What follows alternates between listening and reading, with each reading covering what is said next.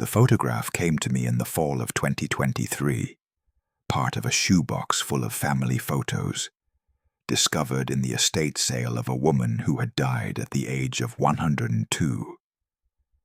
I run a small historical preservation business, scanning and restoring old photographs for families who want to digitize their history. Most of what I see is fairly standard. Birthday parties, weddings, stiff formal portraits from the early 1900s. But this photograph was different from the moment I pulled it from the stack. It showed what appeared to be a funeral scene from the early 1930s, based on the clothing styles and photographic quality.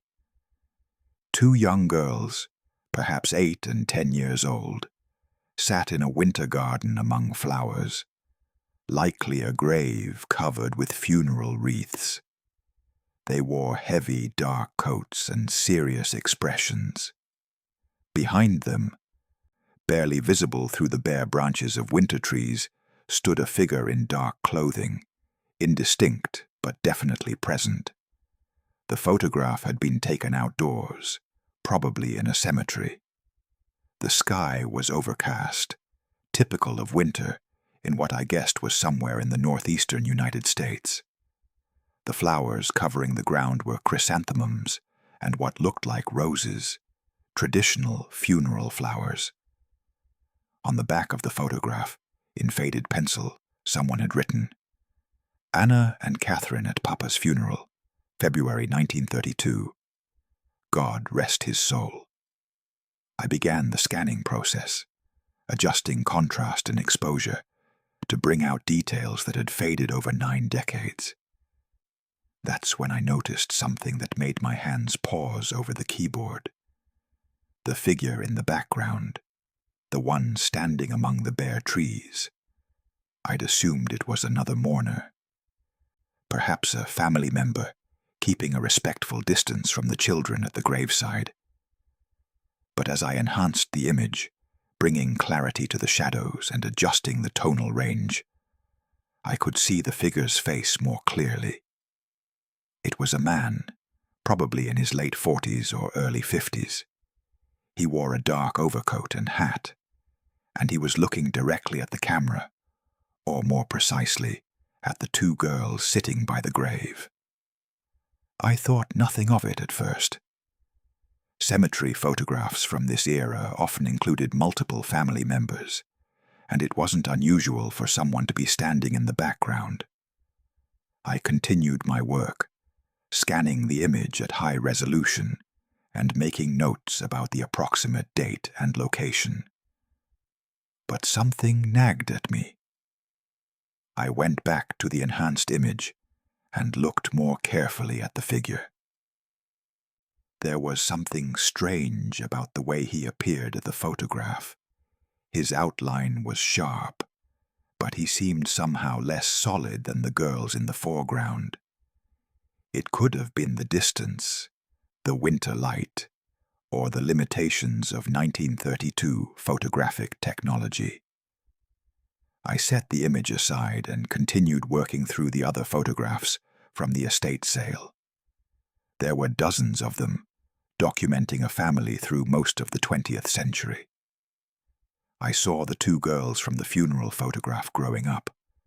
Graduation pictures, wedding photos, images with their own children.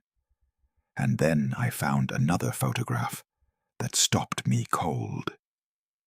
It was a formal family portrait, clearly taken before the funeral scene. A man and woman sat with 2 young girls, the same girls from the cemetery photograph, identifiable by their features and approximate ages. The photograph was dated 1930 on the back. The man in the portrait was the same man I'd seen standing in the background of the funeral photograph. Same face, same approximate age, same general build. But this couldn't be right. The funeral photograph was labeled Papa's funeral. If the man in the family portrait was Papa, he should be the one being buried, not standing in the background watching his own funeral. I looked more carefully at both images, comparing them side by side on my computer screen. There was no question. It was the same man. The distinctive shape of his face, the set of his eyes, the particular way he held his head. Even accounting for the limitations of 1930s photography, the resemblance was unmistakable. I felt a chill run through me. I dug deeper into the stack of photographs, looking for more information. I found a newspaper clipping tucked between two pictures. It was an obituary from a Pennsylvania newspaper, dated February 17th, 1932. Joseph Kowalski, 48, died suddenly on February 15th at his home in Chester. He is survived by his wife Martha and two daughters, Anna and Catherine. The funeral will be held at St. Hedwig's Catholic Church on February 18th, with burial in the church cemetery. Mr. Kowalski was employed by the Sun Ship Building Company and was a member of the Knights of Columbus. Friends may call at the family home on Thursday evening. So Papa was Joseph Kowalski, dead in February 1932 at age 48. The funeral photograph had been taken at his burial, probably by a family friend or professional photographer who specialized in funeral photography, a common practice in that era. But that didn't explain why Joseph Kowalski appeared to be standing in the background of his own funeral photograph. I spent the next several hours examining every detail of the image. I looked for signs of double exposure, which was a common photographic error in that period. I checked for evidence of the photo being a composite, multiple images printed onto a single sheet. I examined the grain structure, the tonal range, the way light fell across different parts of the image. Everything indicated this was a single exposure, taken in one moment. Not a darkroom trick, not a double exposure, not a composite. Just a photograph of a funeral scene, with two grieving daughters and a figure in the background who appeared to be the deceased man himself. I couldn't explain it, but I knew I needed to learn more. I contacted the estate sale company and asked if they knew anything about the family who had owned these photographs. They gave me the name of the deceased woman whose estate had been sold. Margaret Harrison, née Kowalski, born in 1921, died in 2023 at age 102. Margaret Kowalski Harrison. That would make her Catherine from the photographs, the younger of the two girls sitting by their father's grave in 1932. The estate sale company gave me contact information for Margaret's daughter, Jennifer Harrison, who lived in Philadelphia. I called her and explained that I'd been hired to scan and preserve the family photographs, and that I'd found something unusual I wanted to discuss. Jennifer invited me to her home the following Saturday. She was a woman in her 60s, a retired teacher who had been very close to her mother. She served coffee in her living room while I explained what I'd found. "Your grandmother passed away in 1932, I said carefully. Your mother would have been about 11 years old. Yes, Jennifer confirmed. She rarely talked about it. She said it was very sudden. Her father went to work in the morning and collapsed at the shipyard. Heart attack, they said, though they didn't have the diagnostic capabilities then that we have now. I showed her the family portrait from 1930, and she smiled. That's them. That's my grandfather, Joseph. I never knew him, obviously, but my mother kept this picture on her dresser her whole life. Then I showed her the funeral photograph. She studied it, her expression growing somber. I've never seen this one before. My mother must have kept it hidden. I can understand why. It's heartbreaking. Those poor little girls. Do you see the figure in the background? I asked, pointing to the man among the trees. She squinted at the image. Yes, someone standing back there. Another mourner, I suppose. Look more closely. I pulled out the family portrait and set it beside the funeral photo. Look at his face. Jennifer stared at the two images for a long moment. Then her expression changed. That's my grandfather. That's Joseph. But that can't be right. This is his funeral. Why would he be in the background of his own funeral? I was hoping you might know, I said. Did your mother ever mention anything unusual about the funeral? About this photograph? Jennifer set down the photos with shaking hands. She never showed me this picture. I didn't even know it existed until you called. But she hesitated. When I was a teenager, my mother told me something once. We were looking at photographs of her childhood, and I asked about my grandfather. She said something strange. She said, "He was there at the funeral, you know, standing in the trees, watching us. Anna saw him too, but we never told anyone because people would think we were crazy." She saw him? I leaned forward. Your mother saw her dead father at his funeral? That's what she said. I thought she meant she felt his presence, like he was there in spirit. I never imagined she meant she'd actually seen him. Jennifer picked up the funeral photograph again. But this shows him. This is proof that she wasn't imagining things. We sat in silence for a moment, both staring at the impossible image. There has to be an explanation, I said finally. A trick of the light, or someone who resembled your grandfather, or... But even as I said it, I didn't believe it. I'd examined that photograph too closely. The figure in the background was Joseph Kowalski. No question. My Aunt Anna might know more, Jennifer said suddenly. She's still alive. She's 92 now, but her mind is still sharp. She lives in a nursing home in Chester, not far from where my grandparents lived. Would you like to talk to her? I would. 2 days later, I found myself in the visiting room of Chester Manor Nursing Home, sitting across from Anna Kowalski Miller. She was a tiny woman, bird-boned and ancient, but her eyes were bright and focused as she looked at the photographs I'd brought. I haven't seen this picture in 90 years, she said softly, touching the funeral photograph.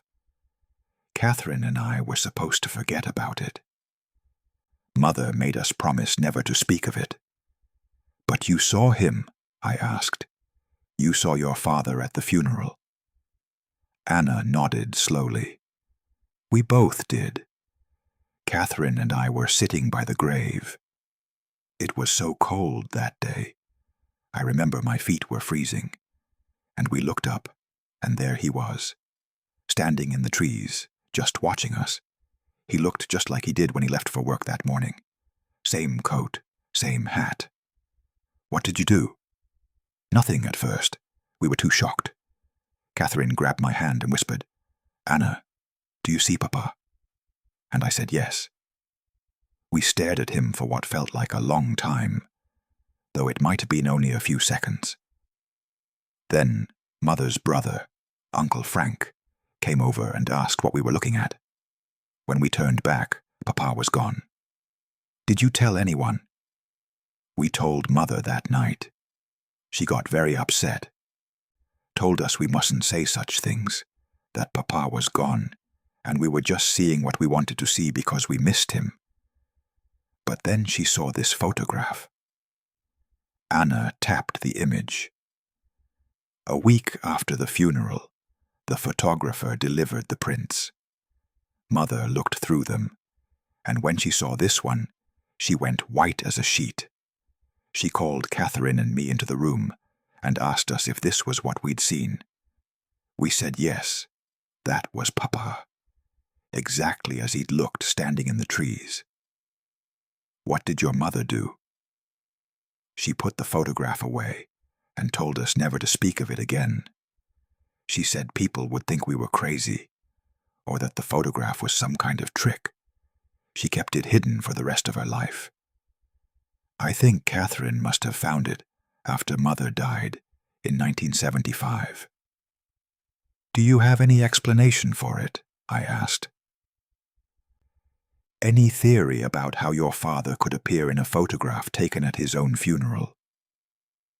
Anna was quiet for a long moment, looking at the image.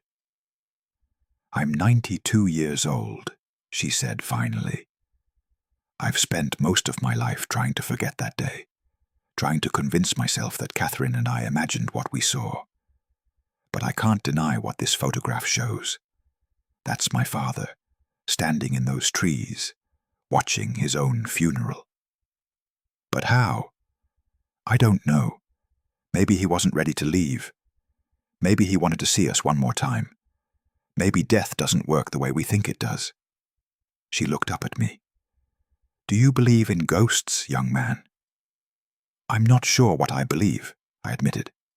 "Well, I do. I've believed in them since February 18th, 1932, because I saw one that day.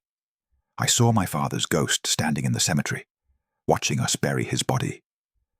And now, you've shown me proof that I wasn't imagining it."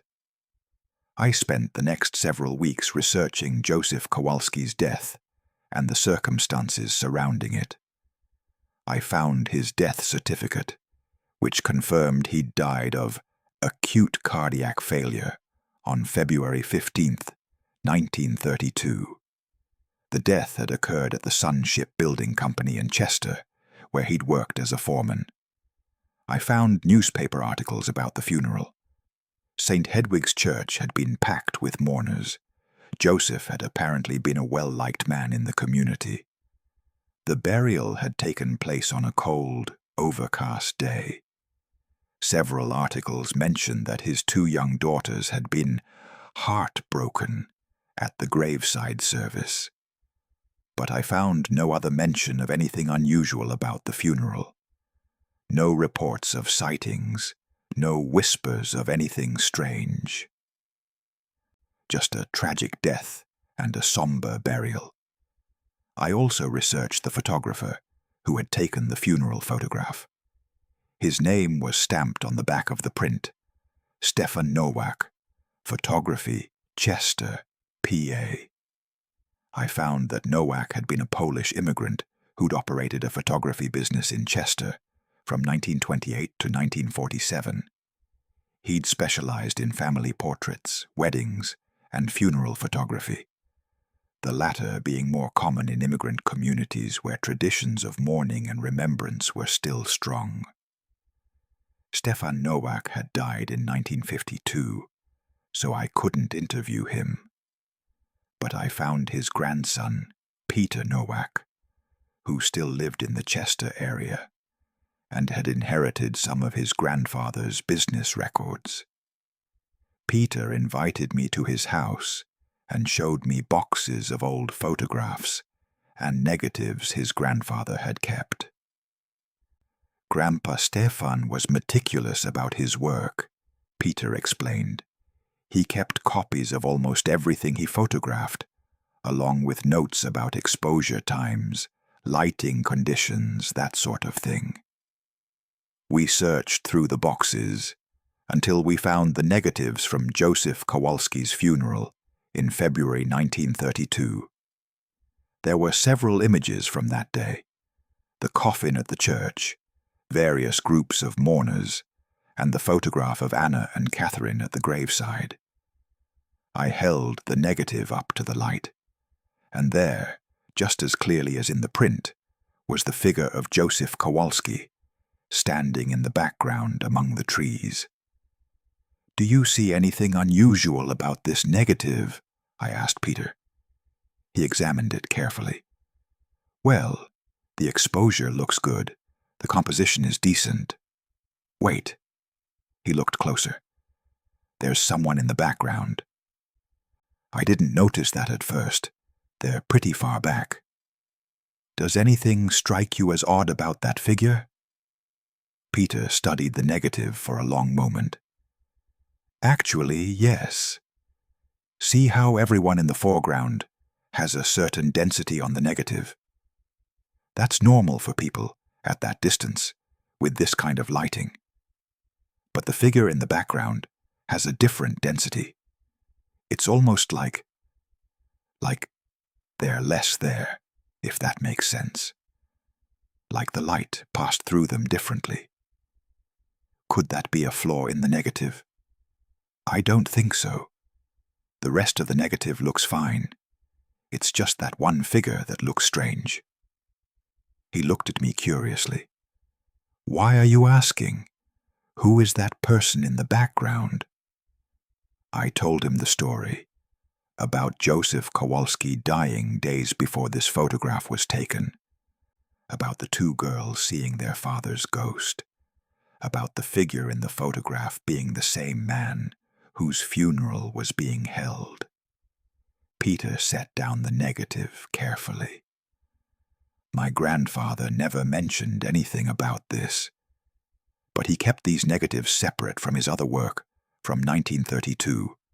Look, they're in their own envelope marked Kowalski Funeral. Do not print without permission. Why would he mark them that way? I don't know. Maybe he saw what you're seeing. Maybe he knew there was something wrong with these images and didn't want anyone to see them. Peter picked up the negative again. If this really shows what you think it shows, a dead man appearing in a photograph of his own funeral, it would have been terrible for my grandfather's reputation. People would have accused him of trickery or fakery. He would have wanted to keep this quiet. I left Peter's house with copies of all the negatives from that day. I took them to a forensic photograph examiner, an expert who analyzes images for evidence of manipulation or alteration. I explained that I needed to know if the photograph had been tampered with in any way, double exposure, composite printing, retouching, anything. The examination took 3 weeks. When I finally got the report, it confirmed what I'd already suspected. The negative and subsequent prints show no evidence of manipulation or alteration. This is a single exposure, taken with a standard camera of the period.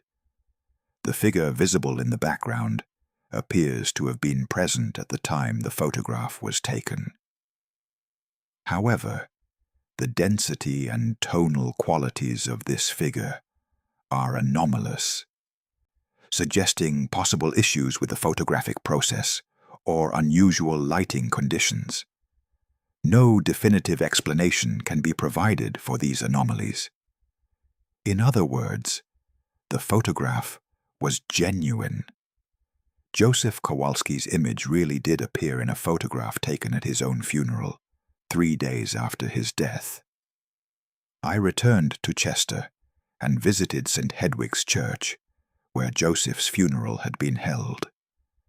The church cemetery was still there, though many of the oldest graves had deteriorated. I found the Kowalski family plot, Joseph, his wife Martha, who died in 1975, and several other family members. I stood at the spot where Anna and Catherine must have sat in 1932, covered by funeral flowers, mourning their father. I turned and looked toward the trees, where Joseph's figure had appeared in the photograph. The trees were still there, gnarled and old, bare in the late autumn. I took several photographs of the location, trying to match the angle and perspective of the original 1932 image. Looking at my modern photographs, I could see how someone standing in those trees would be visible but distant, their features indistinct.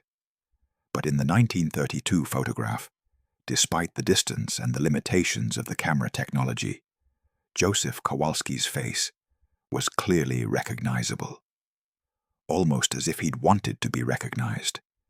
as if he'd needed his daughters to know he was there. I never found a satisfactory explanation for the photograph. Every expert I consulted agreed it was genuine, not manipulated, not a double exposure, not a trick. Just a photograph that showed something impossible. Two young girls sitting at their father's grave, and their father standing in the background, watching over them 3 days after his death. Jennifer Harrison asked me to make restored copies of the photograph for the family.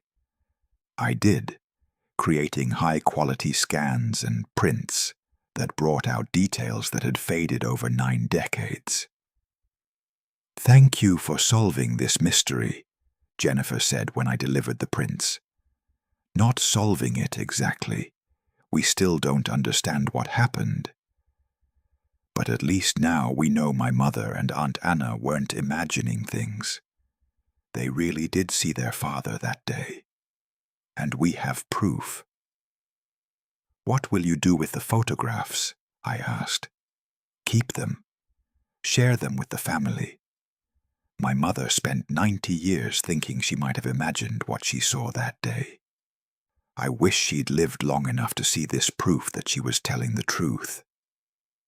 Anna Kowalski Miller died 6 weeks after I showed her the restored photograph. She was 92 years old. Jennifer told me that in her final days, Anna talked about her father, how kind he'd been, how much she'd loved him, how grateful she was that he'd come to his funeral to say goodbye. "She wasn't afraid anymore," Jennifer said.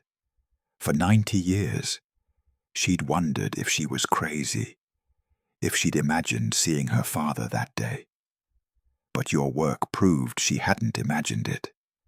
She died at peace, knowing her father had loved her enough to come back one last time." The photograph now sits in the Harrison family archive, properly preserved and documented. It's been examined by paranormal researchers, religious scholars, photographic experts, and historians. No one has provided a definitive explanation for how Joseph Kowalski's image appears in a photograph taken at his own funeral. Some say it's proof of life after death, evidence that consciousness persists beyond bodily death. Others suggest it was an unusual photographic anomaly, a trick of light and chemistry that coincidentally produced an image resembling the deceased. A few claim it must be a hoax, despite all evidence to the contrary. I don't know what I believe. I'm a photographer and restorer, trained to analyze images objectively, to find rational explanations for what appears in photographs. But I've spent months with this image. I've examined every pixel, every grain of the original negative, every tonal value. I've consulted with experts, researched the history, interviewed the witnesses. And I keep coming back to the same conclusion. The photograph is genuine.